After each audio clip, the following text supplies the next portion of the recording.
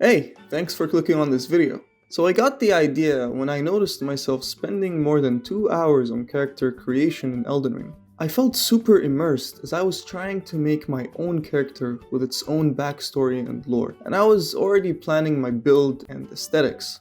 I even looked up a facial symmetry guide, knowing most of my playthrough I won't even be able to see the face. I then remembered a similar experience I had when I was making my first character in Skyrim.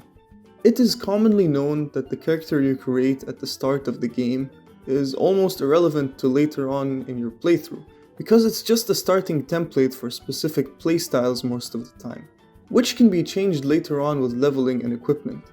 Yet, it feels very important for some reason.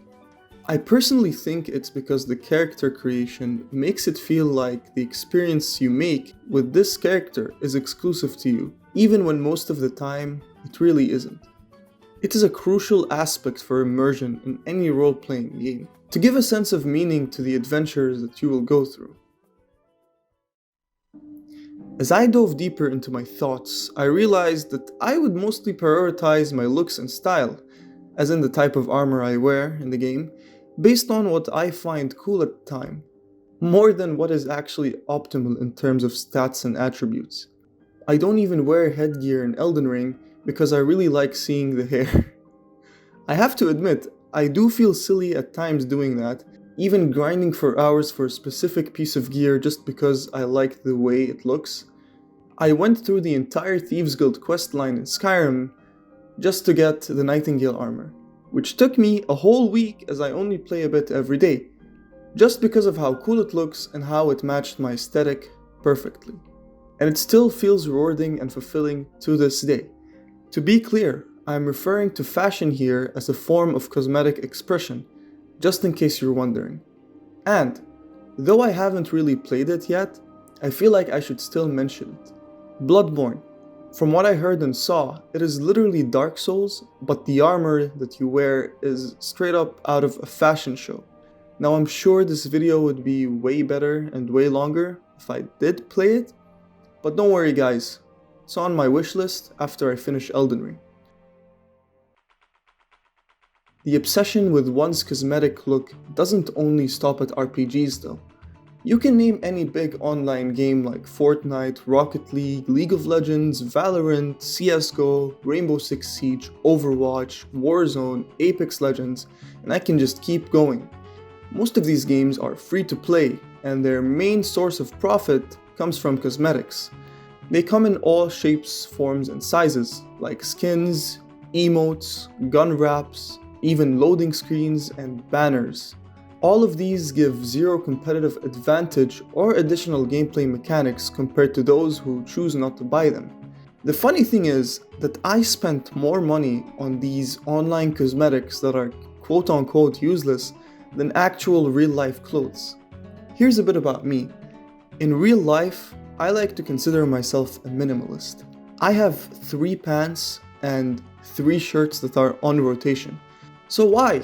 What could possibly make me and everyone else who can afford it care so much about how they look like in a silly game?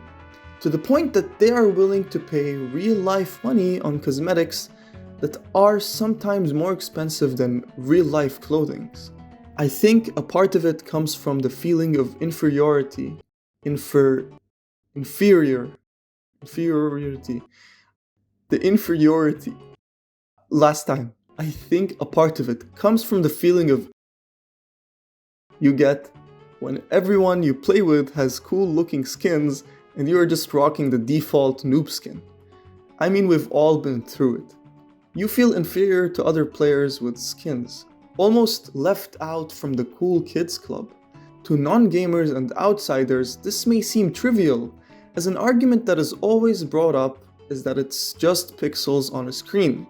But to us, it is way more than that. It is a form of expression, a form of identity, something that you are recognized for, and something that makes you stand out and feel special, no matter how small that thing may be.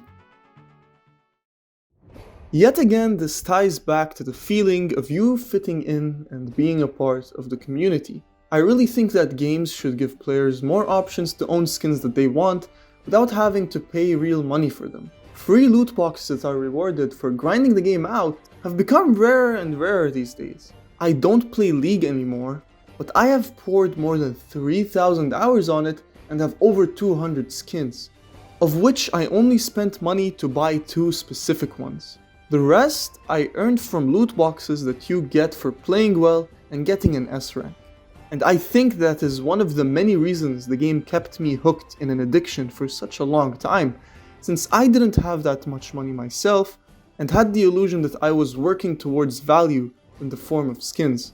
I would even find myself only playing the characters that I myself had cool skins for.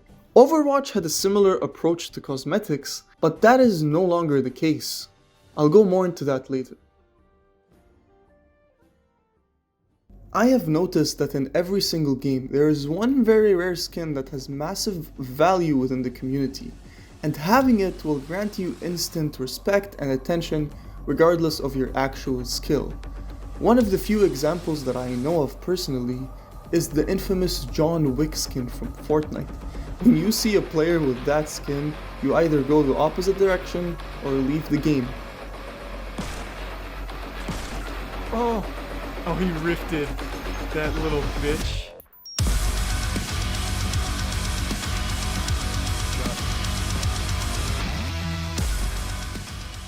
It really strikes fear in your heart. It's one of the few skins known as sweat skins, referring to a group of players who spend all their time playing the video game and no one but them has fun when they play. I'm sure that every single game community has something similar to that I may not know of. So to me, it may be nothing, but to them, it means a lot.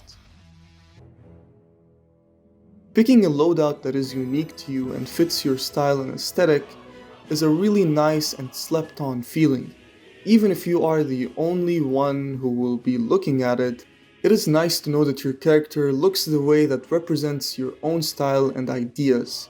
To me personally, how I look in a game is very important. I sometimes even find myself picking characters in fighting games just based on how they dress, look, and how they carry themselves out. I am a grown-ass man, yet my character in Elden Ring is a cute girl with white pigtails for hair. As weird as that sounds, that is what I feel represents me. That is the character that I wanted to play and I wanted to be, the character I personally created. That sense of freedom that I can be whoever I want, and to be able to express myself within a community is a priceless luxury that I think most of us do not have in real life. A common misconception that I have seen over the years is that fashion games are boring and for little girls.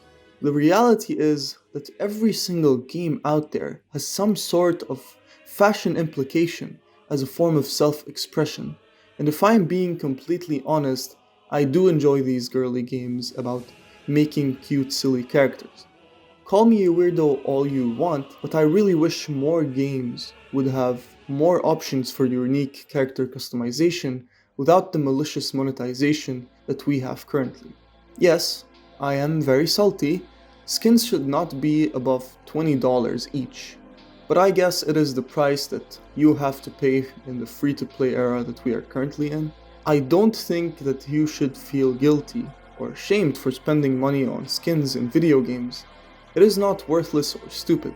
You are paying for your own unique experience, no differently than how you buy clothes in the real world. And remember, the only right way to do it is your own way.